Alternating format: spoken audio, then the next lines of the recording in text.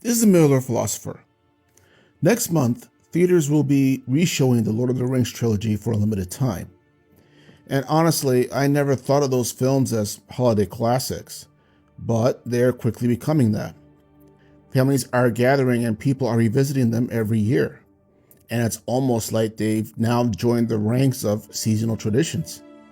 I'm not sure if Tolkien himself would have approved, or that if he would have seen the stories as holiday appropriate, or even family appropriate, in whatever iteration they might take.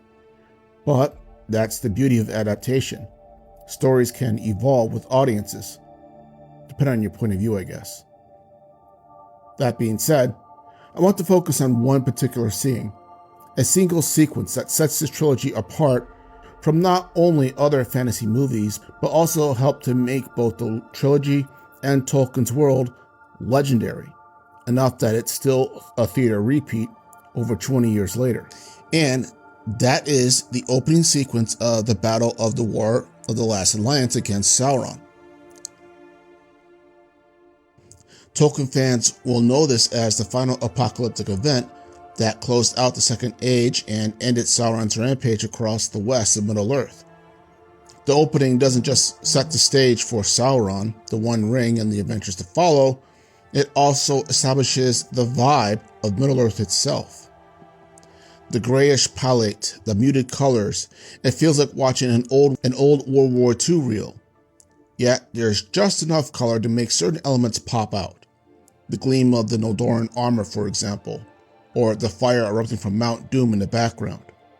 Cate Blanchett's voiceover as Galadriel is crucial here. Her delivery makes us feel like we're watching a real historical event, an actual life experience that someone had a long time ago, not just a fantasy story. Ancient history preserved in myth somehow that seems to blur. The armor and weapons are familiar enough for us to connect with, cultures that we can almost align them with, but not quite. Yet alien enough to remind us that this is a separate world. It's like being caught between two realities, one grounded in ancient human memory, while the other being mythic in imagination. This battle was also groundbreaking in terms of the filmmaking, though. It's the first time studios used computer-generated life-size armies with believable formations and large numbers of people. You see for the first time what a large army would look like if you were there at this time, rather than just seeing hundreds of individuals dressed up in costumes. Now you're seeing hundreds of thousands of individuals dressed up in costume and on a battlefield. This, intercut with the shield walls, individual soldier shots, and intercut close-ups of violence, Elrond shouting commands, Gil-galad and Elendil making brief but poignant appearances, more on this later, and bloody engagements between races that aren't just a bunch of 1v1 fights, but a mass sense of desperate chaos. 1 or 2 versus 3 or 4, and so on. And what really sells the sequence is what I've called in other videos the Elven buzzsaw. The line of elven swordsmen with banners whipping in the wind, cutting orcs from the groin to the sternum, is raw, epic, and really brutal. In the space of about 30 seconds, we are introduced to what Middle-earth is all about, both in spirit and in nature. It's violent, ancient, and old. The prologue sets the foundation for everything that follows in the trilogy.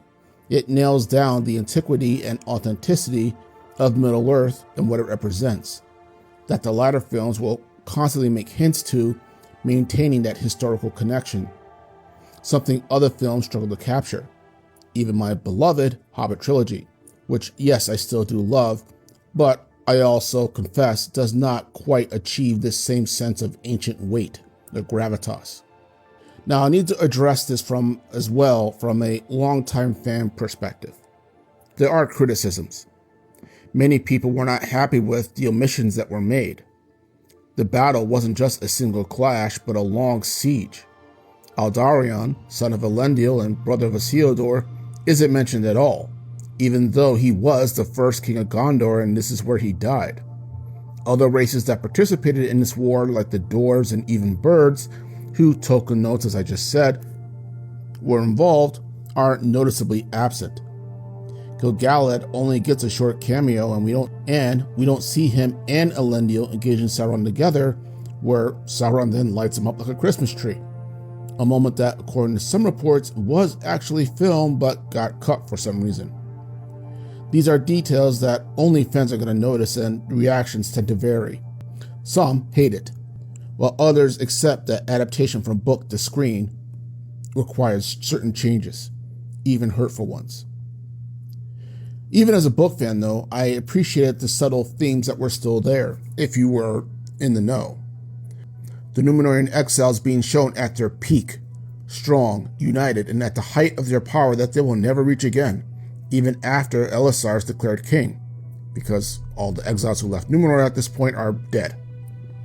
The sequence evokes a suffocating gravitas to it of World War II Europe, violent, desperate, and total war with ruin all over. And you sense that terrible things have already happened off screen that drove Sauron's enemies to making such a desperate all-or-nothing play. It also establishes here Sauron as well, that have also made him a cultural staple at this point. His intimidating and overwhelming presence that only the bravest of soldiers will face head-on, and hinting at the sheer power of the primordial spirits of Middle-earth as well. Peter Jackson has said that he had wanted to approach Tolkien's work not as fantasy, but as a forgotten history of sorts. And this single sequence is what makes that transition possible into the films.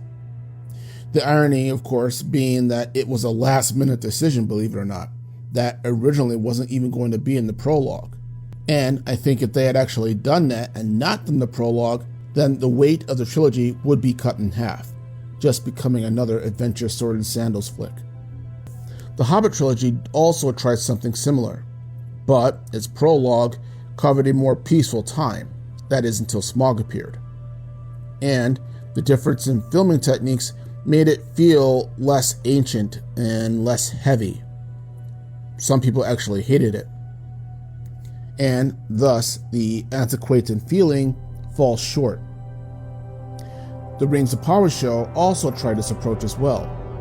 And, at least up until the War of Wrath, in my opinion, they did a good job. It lacked the antiquity of the original trilogy, but it's showing as much as possible of how the War of Wrath at the end of the first stage was even more apocalyptic than what happened in the Lord of the Rings prologue was very good, as it should be, since this particular event resulted in the destruction of a quarter of the damn continent. The Lord of the Rings will always be the one, though, that did this first. Just using one sequence, Jackson hooked audiences into a fantasy world so deeply that over 20 years later, we're still going back to theaters to see it, and showing this to our own families and new generations as well, that then also get hooked into it. That's the power of this opening battle. It's not just spectacle, it's myth, it's history, and technical innovation happening all at once. It's why the trilogy has become more than just fantasy films. They've become cultural touchstones, holiday traditions now, and continuing the sense that Tolkien's stories are timeless stories that continue to hook and resonate in new and fascinating ways. So consider that when the theaters start re-showing the trilogy next month. And remember, it all begins with that 30 seconds. This is the Middle-earth Philosopher. Have a good day.